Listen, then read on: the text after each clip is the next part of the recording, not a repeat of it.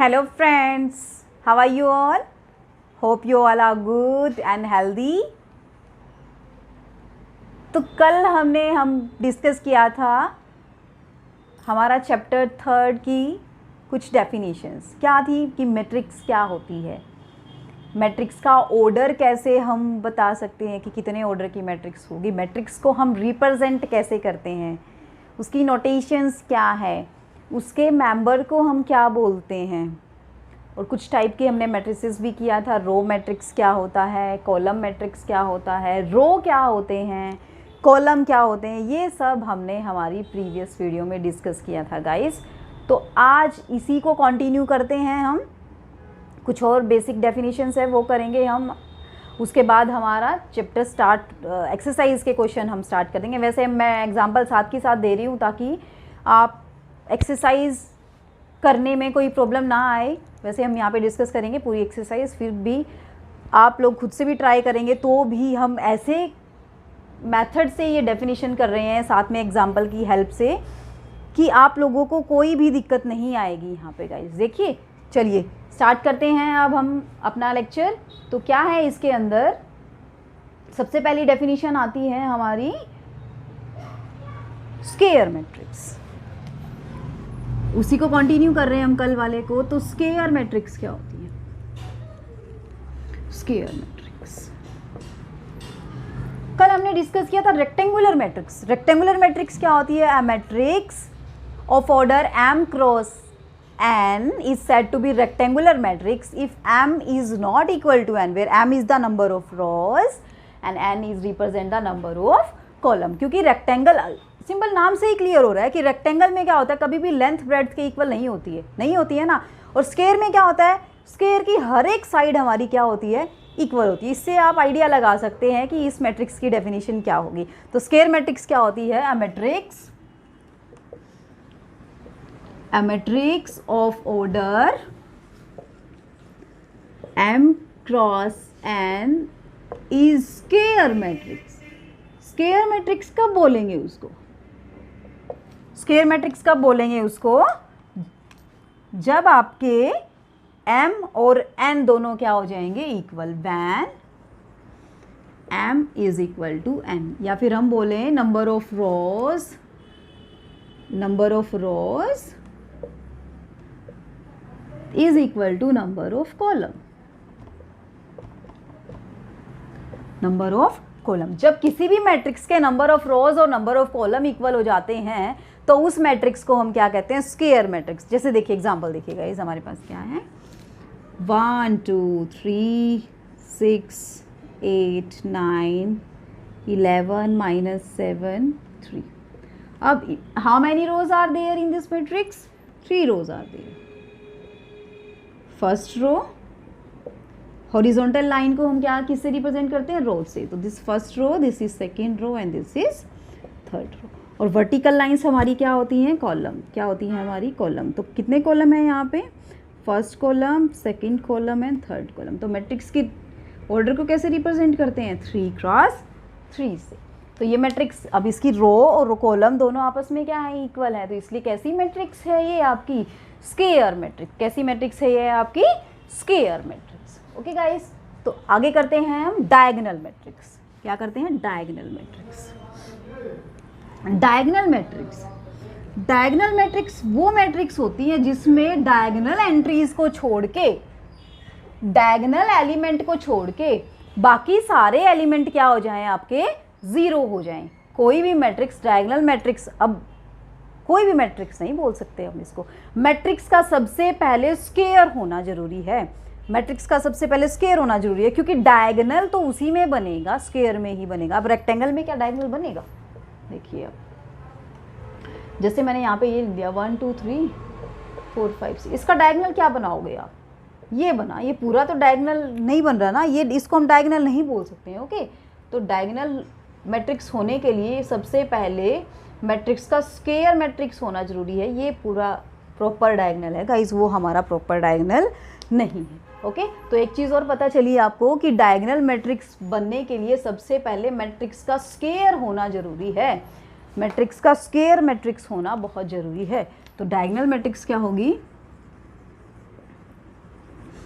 Diagonal matrix क्या होगी आपकी, अ square matrix, a square matrix whose non-diagonal entries are 0. Non-diagonal entries are 0. जिसकी सारी की सारी नॉन डायगनल मीन्स डायगनल को छोड़ के जितनी भी एंट्री होंगी वो सारी की सारी एंट्री क्या होंगी आपकी, 0 होंगी. इसको हम कैसे भी रिप्रेजेंट कर सकते हैं कि ए आई जे मैंने कल बताए थे ना क्या होते हैं, ये आपके एलिमेंट्स होते हैं मैट्रिक्स के. ए आई जे जैसे A11, A12, A13, ये क्या है, नोटेशंस है एलिमेंट की. ओके गाइस, तो ए आई जे 0, कौन से A I J 0, for all I not equal to J, जहाँ पे आई और जे इक्वल नहीं है. आई और जे इक्वल हो जाएंगे तो वो तो क्या एलिमेंट हो जाएंगे हमारे, कल हमने डिस्कस किया था, diagonal element of the matrix. अगर आई और जे इक्वल हो जाएंगे तो वो तो क्या हो जाएंगे हमारे diagonal element of the matrix. Okay, so देखिए इसका एग्जांपल लेते हैं हम यहाँ पे. जैसे मैंने 3x3 की एक मैट्रिक्स बनाई यहाँ पे. अब आप देख रहे हैं डायगोनल तो ये बना हमारा है ना, ये क्या बना हमारा, डायगोनल. क्या बना हमारा, डायगोनल. इसको हम क्या भी बोलते हैं, लीडिंग डायगोनल भी बोलते हैं और क्या भी बोलते हैं, प्रिंसिपल डायगोनल. और ये क्या है, इसके डायगोनल एलिमेंट्स हैं, है ना. और नॉन डायगोनल ये बाकी सारे के सारे, ये क्या है, 0 है. यही तो डेफिनेशन है कि a square matrix having non diagonal entries are 0 is known as diagonal matrix. एक और एग्जांपल देख लीजिए. ये कितने क्रॉस कितने की मैट्रिक्स थी गाइस, 3x3 की मैट्रिक्स. ओके, तो यहाँ पे देख लीजिए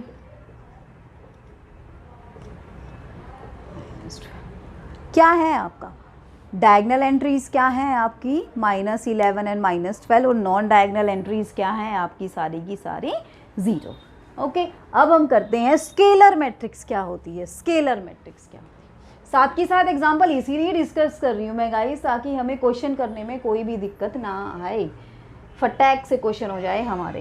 ओके, अब किसी भी चैप्टर को स्टार्ट करने से पहले हमें उसकी बेसिक नॉलेज तो होनी चाहिए ना कि उसमें है क्या, या सीधा ही एक्सरसाइज करने लग जाएंगे, नहीं करेंगे ना. हमें फर्स्ट उसके बारे में पता होना चाहिए कि क्या दिया हुआ है हमें, क्या डेफिनीशंस हैं, क्या प्रॉपर्टीज़ हैं, क्या इसके अंदर क्या चीज़ ऐसी होल्ड कर रही है जो हमारे एक्सरसाइज में काम आएगी. देखिए गाइस आगे क्या है, स्केलर मैट्रिक्स. स्केलर मैट्रिक्स जैसे डायगोनल मैट्रिक्स के लिए स्केलर मैट्रिक्स होना जरूरी है, वैसे ही स्केलर मैट्रिक्स के लिए मैट्रिक्स क्या होनी चाहिए, डायगोनल मैट्रिक्स होनी चाहिए. स्केलर मैट्रिक्स की डेफिनेशन यही होती है, जब सारी की सारी डायगोनल एंट्रीज इक्वल हो जाती हैं और नॉन डायगोनल एंट्रीज 0 हो जाती हैं. नॉन डायगोनल एंट्री 0 है, इसका मतलब कौन सी मैट्रिक्स है, डायगोनल मैट्रिक्स है. तो इतनी लंबी चौड़ी डेफिनेशन लिखने की बजाय हम सीधा ये ना बोल दें कि diagonal matrix having diagonal entries are equal, कि जिसकी सारी की सारी डायगोनल एंट्रीज इक्वल है डायगोनल मैट्रिक्स की, वो मैट्रिक्स हमारी क्या होगी, scalar matrix. A diagonal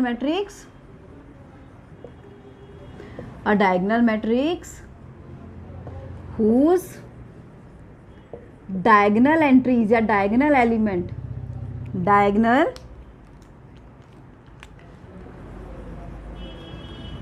element are equal, जिसके डायगोनल एलिमेंट सारे इक्वल होंगे वो क्या हो जाएगी, हमारी डायगोनल मैट्रिक्स हो जाएगी. इसको कैसे रिप्रेजेंट करते हैं, ये हमारे क्या हैं, एलिमेंट हैं, ये हमारे क्या है, एलिमेंट हैं. इन एलिमेंट को हम कैसे रिप्रेजेंट करेंगे कि ए आई जे कोई, क्योंकि हमें बोला है ना सारे इक्वल हैं, हम मान लेते हैं कि सारे किसी के इक्वल है. के कुछ भी हो सकता है, कुछ भी हो सकता है, के कोई भी रियल नंबर हो सकता है, कोई भी कॉम्प्लेक्स नंबर भी हो सकता है, ज़रूरी नहीं है रियल नंबर हो, कॉम्प्लेक्स भी हो सकता है, कॉम्प्लेक्स एंट्रीज भी होल्ड कर सकती हैं. ओके गाइस, तो ए आई जे is some k for all i is equal to j. I is equal to j का मतलब क्या है, diagonal element. I is equal to j होता है तो क्या, कौन से एलिमेंट होते हैं, डायगोनल एलिमेंट. और आई और जे इक्वल नहीं है तो उस केस में ए आई जे हमारे क्या होंगे, सारे के सारे 0 होंगे. आई और जे इक्वल है तो सारे के सारे ए आई जे क्या आएंगे, के आएंगे. और आई और जे इक्वल नहीं है तो सारे के सारे ए आई जे क्या आएंगे, 0 आएंगे. देखिए क्या, जैसे मैंने यहाँ पे 3x3 की मैट्रिक्स बनाई है, तो ये कोई भी के है, ओके गाइस, इस के की जगह पे कुछ भी हो सकता है, 1 2 3 4 5, 2/3, 4/5, वटेवर। जैसे देखिए यहाँ पे मान लो -11, -11, -11, तीनों इक्वल है ना, डायगोनल एलिमेंट इक्वल है, तो कैसी मैट्रिक्स है ये आपकी? Scalar matrix. कैसी मैट्रिक्स है आपकी? Scalar matrix. अब इसी से एक और डेफिनेशन निकल के आती है, क्या? Unit matrix. कौन सी मैट्रिक्स? यूनिट मैट्रिक्स या फिर आइडेंटिटी मैट्रिक्स। यूनिट मैट्रिक्स या फिर आइडेंटिटी मैट्रिक्स। यूनिट मैट्रिक्स क्या होती है?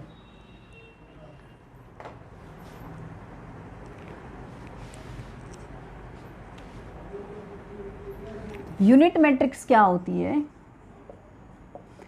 या फिर हम इसको बोल देते हैं आइडेंटिटी मैट्रिक्स। आइडेंटिटी मैट्रिक्स, इसकी हम बहुत सारी डेफिनेशन बना सकते हैं। हम ये भी बोल सकते हैं कि square matrix whose non diagonal entries are 0 but diagonal entries are equal to 1, जिसकी सारी डायगोनल एंट्रीज किसके इक्वल हो? 1 के इक्वल हो, और नॉन डायगोनल एंट्रीज क्या हो? 0 हो। एक डेफिनेशन ये हो जाएगी। दूसरा हम क्या भी बोल सकते हैं कि scalar matrix, a scalar matrix whose diagonal entries are equal to 1, whose diagonal entries are equal to 1, तो वो हमारी क्या हो जाएगी? यूनिट मैट्रिक्स या फिर आइडेंटिटी मैट्रिक्स। तो जैसे देखिए इसको हम ऐसे राइट कर देते हैं कि सारे के सारे ए आई जे क्या होंगे? 1, for all i is equal to j. I is equal to j का मतलब क्या है हमारा? I is equal to j का मतलब क्या है हमारा? Diagonal element. और i is not equal to j का मतलब क्या है हमारा? Non diagonal. और नॉन डायगोनल एंट्री क्या होनी चाहिए? 0। जैसे हम 3x3 की मैट्रिक्स यहाँ बना रहे हैं, तो 1 0 0 0 1 0 0 0 1, डायगोनल एंट्री क्या है? सारी की सारी 1। तो ये कैसी मैट्रिक्स है? Identity matrix of order 3। इसको हम ये भी लिख सकते हैं नोटेशन में, I3 का मतलब यही है कि ये आइडेंटिटी मैट्रिक्स है और इसका ऑर्डर कितना है? 3 है। इसका ऑर्डर कितना है? 3 है। मीन्स 3x3 की मैट्रिक्स है ये हमारी। Number of rows are there m and number of column are n। Okay guys, देखिए आगे हैं कुछ डेफिनेशन हमारी। Triangular matrix. ट्रायंगुलर मैट्रिक्स क्या होती है हमारी, वो हम डिस्कस करेंगे। ट्रायंगुलर मैट्रिक्स हमारी दो टाइप की होती हैं। एक होता है हमारा अपर ट्रायंगुलर मैट्रिक्स, एक होता है हमारा lower triangular matrix. Triangular matrix, triangle क्या समझ रहे हैं ट्रायंगल से आप? इसकी आइडेंटिटी की कुछ और नोटेशन बता देती हूँ मैं। जैसे I1 का मतलब क्या समझे आप? मैट्रिक्स ऑफ ऑर्डर 1x1, तो डायगोनल एलिमेंट 1 होना चाहिए, तो डायगोनल एलिमेंट तो एक ही है। I2 को कैसे रिप्रेजेंट करते हैं आप? 1 0 0 1 कैसे भी कर सकते हैं। I4 में क्या आ जाएगा? 4x4 की मैट्रिक्स और डायगोनल एंट्री क्या हो जाएंगी? सारी की सारी 1। अब हम क्या डिस्कस कर रहे थे? Triangular matrix. अब ट्रायंगल जैसा कि नाम से ही क्लियर हो रहा है, ट्रायंगुलर में क्या आ रहा है? ट्रायंगल, यानी कि जिस मैट्रिक्स में एलिमेंट का स्ट्रक्चर क्या बनाए? ट्रायंगल की फॉर्म में बने, उस मैट्रिक्स को हम क्या कहते हैं? Triangular matrix. जैसे यहाँ पे है अपर triangular matrix and lower triangular matrix. Upper triangular matrix, upper triangular matrix and दूसरा है लोअर ट्रायंगुलर मैट्रिक्स। अपर ट्रायंगुलर मैट्रिक्स क्या होगी? जैसे मैं एग्जांपल देती हूँ आपको, फिर मैं डेफिनेशन कराऊंगी। एग्जांपल से और भी अच्छे से क्लियर है। जैसे मैंने यहाँ पे लिखा 1 2 3 4 5 6 0 0 0।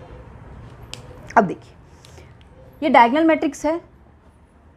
डायगोनल मैट्रिक्स में तो नॉन डायगोनल एलिमेंट 0 होने चाहिए, है ना? स्क्वायर मैट्रिक्स बोल सकते हैं इसको।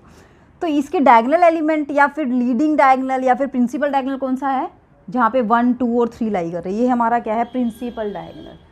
प्रिंसिपल डायगोनल, ये हमारा क्या है? Principal diagonal. तो अपर ट्रायंगुलर मैट्रिक्स क्या होगी? A matrix whose non diagonal entries, या फिर हम बोलें कि a matrix, a square matrix जिसके अंदर लीडिंग डायगोनल, ये कौन सा diagonal? Leading diagonal. Leading diagonal से नीचे की सारी एंट्रीज क्या होंगी? 0 होंगी। The entries below the leading diagonal are 0. A matrix whose entries below the leading diagonal are 0. वो मैट्रिक्स हमारी क्या हो जाएगी? Upper triangular matrix. कैसे लिख सकते हैं हम इसको? देखिए, a square matrix whose all the elements below the principal diagonal या लीडिंग डायगनल भी बोल सकते हैं, below the principal diagonal are 0. Below means नीचे, प्रिंसिपल डायगनल के नीचे की सारी एंट्रीज अगर 0 हो जाए तो वो हमारी मैट्रिक्स क्या हो जाएगी? Upper triangular matrix. कैसी मैट्रिक्स हो जाएगी? Upper triangular matrix. इसी से हम डेफिनेशन निकालेंगे लोअर ट्राइंगुलर मैट्रिक्स की. किसकी? Lower triangular matrix. जैसा कि नाम से ही क्लियर हो रहा है, ट्राइंगल कहाँ बननी चाहिए? लोअर में बननी चाहिए. अब यहाँ पे ट्राइंगल कहाँ बन रही थी? कहाँ बन रही थी ट्राइंगल? यहाँ पे अपर ट्राइंगुलर. तो मीन्स अपर, ऊपर एक ट्राइंगल. ये किस फॉर्म की है? ये ऐसे ट्राइंगल नहीं है क्या? ट्राइंगल बन रही है ना ऊपर. तो इस आप जो हमारी स्टेटमेंट है ना, आप उसी से ही अंदाज़ा लगा सकते हैं कि उसकी डेफिनेशन क्या होगी. किसी भी स्टेटमेंट की डेफिनेशन क्या होगी? लोअर ट्राइंगुलर मैट्रिक्स कि जिसके अंदर ट्राइंगल कहाँ बने? नीचे बने. मीन्स प्रिंसिपल डायगोनल से ऊपर के सारी एंट्रीज क्या हों? 0. नीचे वाली एंट्रीज कुछ भी हो सकती हैं, जैसे ये. अब ये हमारा प्रिंसिपल डायगोनल है और प्रिंसिपल डायगोनल से ऊपर की a square matrix whose all the entries above the principal diagonal are 0. तो उसको हम क्या बोलेंगे? Lower triangular matrix. अब मैं इन्हीं दोनों डेफिनेशन से एक एक और डेफिनेशन करवाऊंगी जो आपके बुक में अवेलेबल नहीं है गाइस. क्या है वो? स्ट्रिक्टली अपर ट्राइंगुलर मैट्रिक्स और स्ट्रिक्टली लोअर. इसके आगे क्या लग जाएगा? स्ट्रिक्टली लग जाएगा. Strictly upper triangular matrix, strictly lower triangular. Strictly में क्या आ जाएगा? ये डायगोनल भी, डायगोनल प्रिंसिपल डायगोनल भी आपका क्या बन जाएगा? यहाँ से 0 बन जाएगा. मीन्स अगर ये भी हमारा 0 0 0 हो जाए ना, ये भी हमारा क्या हो जाए? 0 0 0. तो ये कैसी हो जाएगी? Strictly upper triangular matrix. और ये भी अगर 0 0 हो जाए तो ये हमारी क्या हो जाएगी? Strictly lower triangular matrix. कैसी मैट्रिक्स हो जाएगी? स्ट्रिक्टली लोअर ट्राइंगुलर मैट्रिक्स हो जाएगी. ओके गाइस, तो देखिए आगे हम करते हैं नल मैट्रिक्स. नल का मतलब जैसे हमने कल किया था नल मैट्रिक्स. तो नल मैट्रिक्स क्या होती है हमारी? आपने 11th क्लास में पढ़ा होगा ना, नल सेट क्या होते हैं. उस नल सेट क्या होते हैं? जिसके अंदर कोई भी एलिमेंट ना हो, वो सेट क्या होते हैं? Null set. तो नल मैट्रिक्स, जिस मैट्रिक्स की सारी एंट्रीज क्या हों? 0 हों. जिस मैट्रिक्स की सारी एंट्रीज क्या हों? 0 हों. उस मैट्रिक्स को हम क्या बोलते हैं? Null matrix. उस मैट्रिक्स को हम क्या बोलते हैं? नल मैट्रिक्स बोलते हैं हम. ओके गाइस, तो ये वो किसी भी ऑर्डर की हो सकती है आपकी. वो 1 क्रॉस 1 ऑर्डर की भी हो सकती है, 2 क्रॉस 2 ऑर्डर की भी हो सकती है, 3 क्रॉस 3 ऑर्डर की भी हो सकती है, 4.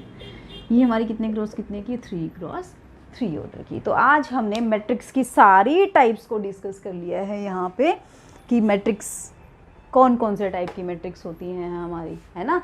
Diagonal matrix, square matrix, scalar matrix, rectangular matrix, upper triangular, lower triangular, identity matrix, है ना.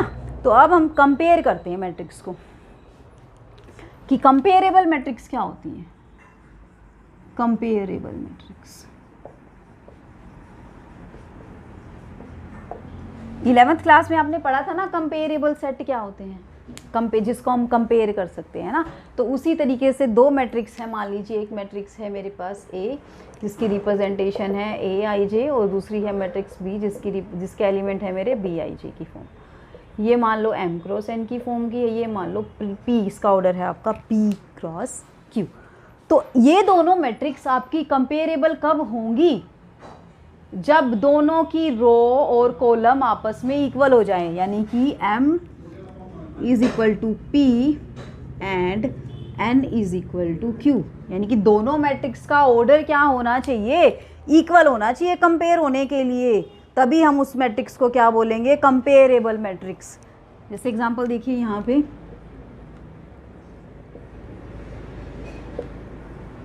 इस मैट्रिक्स का ऑर्डर क्या है, 2 रो है 3 कॉलम है, 2 क्रॉस 3। यहाँ पे मैट्रिक्स मान लीजिए, इसमें मैट्रिक्स का ऑर्डर भी क्या है, 2 क्रॉस 3। दोनों मैट्रिक्स का ऑर्डर क्या होना चाहिए, इक्वल होना चाहिए, तभी हम मैट्रिक्स को क्या कर सकते हैं, कंपेयर कर सकते हैं। अदरवाइज हम मैट्रिक्स को कंपेयर नहीं कर सकते। तो वो मैट्रिक्स अगर उनका ऑर्डर इक्वल नहीं है तो मैट्रिक्स क्या हो जाएंगी हमारी, नॉन कंपेरेबल मैट्रिक्स। मैट्रिक्स क्या हो जाएंगी हमारी, नॉन कंपेरेबल मैट्रिक्स हो जाएंगी। ओके, तो कंपेरेबल मैट्रिक्स के आगे हम चलते हैं इक्वालिटी ऑफ मैट्रिक्स, कि दो मैट्रिक्स इक्वल कब होंगी, दो मैट्रिक्स को हम इक्वल कब बोलेंगे। एक्सरसाइज में कुछ नहीं है गाइस, जो मैंने डेफिनेशन करवाई है ना वही है सब एक्सरसाइज में। डायगोनल मैट्रिक्स पूछ लेगा क्या, कौन सी इनमें से डायगोनल मैट्रिक्स है, कौन सी इनमें से नल मैट्रिक्स है, कौन सी स्केलर मैट्रिक्स है, कौन सी आइडेंटिटी मैट्रिक्स है, यही सब चीज़ है। तो आप एक बार बेसिक अच्छे से कर लीजिए, आपका एक्सरसाइज के क्वेश्चन तो अपने आप निकल जाएंगे। ओके, अब देखिए इक्वालिटी ऑफ मैट्रिक्स।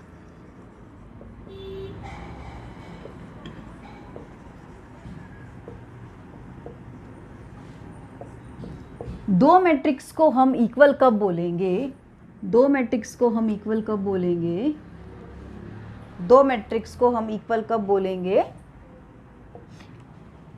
सबसे पहले तो वो मैट्रिक्स क्या होनी चाहिए हमारी, कंपेरेबल। अभी अभी हमने डेफिनेशन की थी कि दो मैट्रिक्स कंपेरेबल कब होगी, जब दोनों का ऑर्डर क्या होगा, इक्वल होगा।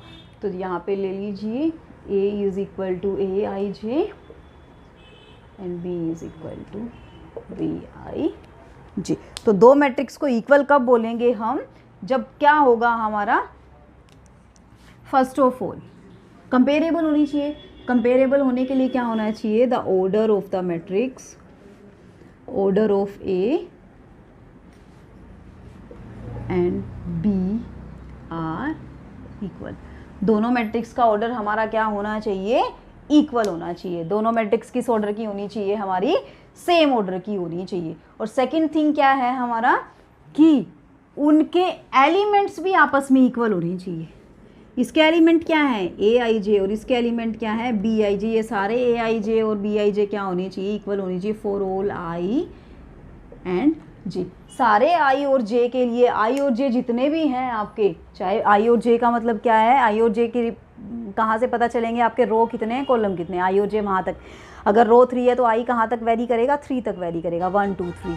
जे अगर आपके कॉलम 4 है तो जे कहाँ तक वैरी करेगा आपका 4 तक, यानी कि 1 2 3 अप टू 4। तो सारे आई और जे के लिए A11 A12 A13 A14 A21 A22 A23 A24 जो भी हैं वो सारे के सारे क्या होने चाहिए, आपस में इक्वल होने चाहिए। यानी कि द कॉरेस्पॉन्डिंग ए के सारे एलिमेंट बी के हर एक कॉरेस्पॉन्डिंग एलिमेंट के क्या होने चाहिए, इक्वल होने चाहिए।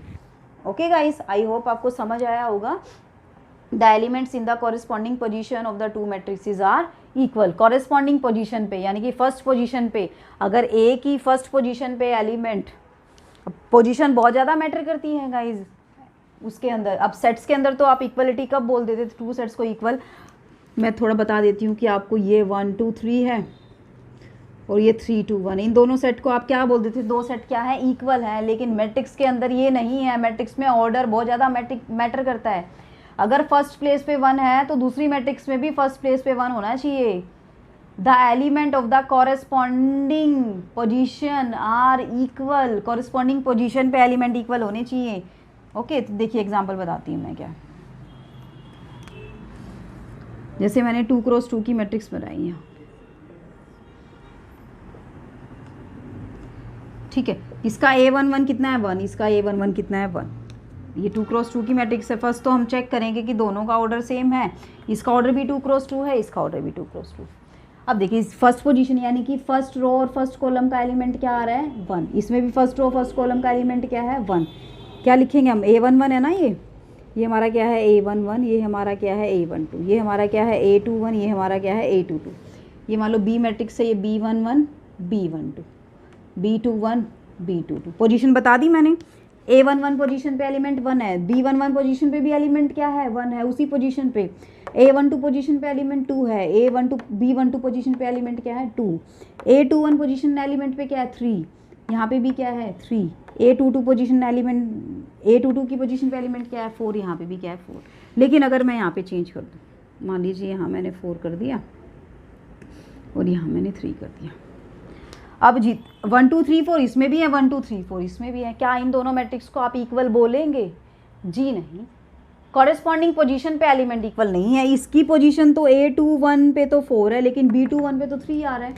कॉरेस्पॉन्डिंग पोजीशन पे एलिमेंट इक्वल हो रहे चाहिए, A21 A2 B21 के इक्वल होना चाहिए, A12 B12 के, A22 किसके इक्वल होना चाहिए, A22 के इक्वल होना। तो ये मैट्रिक्स हमारी इक्वल नहीं होगी। इक्वल कब होगी? जब यहाँ पे 3 होगा और यहाँ पे क्या होगा 4 होगा। एक दो क्वेश्चन और देख लीजिए, उससे आपको और भी अच्छे से समझ आ जाएगा कि इक्वल मैट्रिक्स क्या होती हैं, इक्वलिटी ऑफ मैट्रिक्स क्या होती हैं हमारी।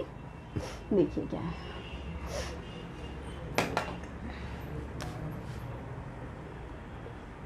वन टू थ्री 11 10 9, ये कोई ये मैट्रिक्स है। ऐसे ही 1 2 3 11 10 9। आपने यहाँ देखा कि इसकी A11 पोजीशन पे, इसकी B11 पोजीशन दोनों पे सेम है, यहाँ भी सेम है, यहाँ भी सेम, यहाँ भी सेम, यहाँ भी सेम, यहाँ भी सेम, यहाँ भी सब कॉरेस्पॉन्डिंग पोजीशन पे एलिमेंट क्या आ रहे हैं, सेम आ रहे हैं। अब इसी के बेस पे क्वेश्चन कैसे आते हैं कि यहाँ पे कोई आपको दे देगा कि B की वैल्यू फाइंड आउट करो। अब दो मैट्रिक्स हैं, उन दोनों को बोल देगा कि ये दोनों मैट्रिक्स इक्वल हैं, then find the value of B। तो अगर इक्वल है तो इसका मतलब कॉरेस्पॉन्डिंग पोजीशन पे एलिमेंट इक्वल होंगे, तो B की वैल्यू क्या हो जाएगी, यहाँ से 2 हो जाएगी। ऐसे कुछ भी दे सकता है, बाई चांस यहाँ पे क्या दे दे, वो A+1 दे दे, तो बोलो कि A की वैल्यू क्या होगी, तो A+1 किसके इक्वल हो जाएगा, यहाँ से A+1 = 1, तो A की वैल्यू क्या हो जाएगी 0। तो एक्सरसाइज में इस टाइप के क्वेश्चन है गाइस, आप लोग ट्राई करना। अगर नहीं होंगे तो फिर मैं करवाऊँगी। वैसे क्वेश्चन हम कल डिस्कस करेंगे, एक्सरसाइज पूरी 1.1 हम कंप्लीट करेंगे कल। तो आई होप गाइस आप लोगों को लेक्चर समझ आया होगा, क्या है इस चैप्टर में, मैट्रिक्स क्या होती है, मैट्रिक्स की नोटेशन क्या होती है, और डिफरेंट टाइप्स ऑफ मैट्रिक्स क्या होते हैं हमारे। तो गाइस अगर आपको लेक्चर अच्छा लगा है तो please like and comment and share ज़रूर कीजिए, क्योंकि आपके लाइक से ही मोटिवेशन मिलती है, और तो क्या है कि सामने वाले बंदे को अच्छा लगता है कि हाँ हमारे पढ़ाए हुए लेक्चर को पसंद कर रहे हैं, हमें अच्छे से मोटिवेशन मिलती है, तो और एनर्जी आ जाती है हमारे अंदर। एनर्जी से एकदम फुल, वो कहते हैं ना, भर जाते हैं, तो और एनर्जेटिक हो जाते हैं। और जितने एनर्जेटिक होंगे उतना ही आप लोगों के लिए फ़ायदा है, उतनी ही एनर्जी से हम आपको अपनी नॉलेज प्रोवाइड कराएंगे। तो गाइज़ अगर आप चाहते हैं कि आपके पास लेक्चर जैसे ही अपलोड हो जाए वैसे ही आ जाए, तो बेल आइकन पे क्लिक करना ना भूलें, क्योंकि जैसे बेल आइकन दबाएंगे तभी आपके पास नोटिफिकेशन आएगा, अदरवाइज़ नोटिफिकेशन नहीं आएगा। तो चैनल को सब्सक्राइब कर लीजिए अगर सब्सक्राइब नहीं किया है तो, क्योंकि हम अपना पूरा सिलेबस कंप्लीट करेंगे गाइज़, और कोई पैसा नहीं है, सब फ्री में चलेगा पूरे सेशन। ओके गाइज़, तो thanks for watching, be safe and be healthy. Okay guys, bye bye, take care.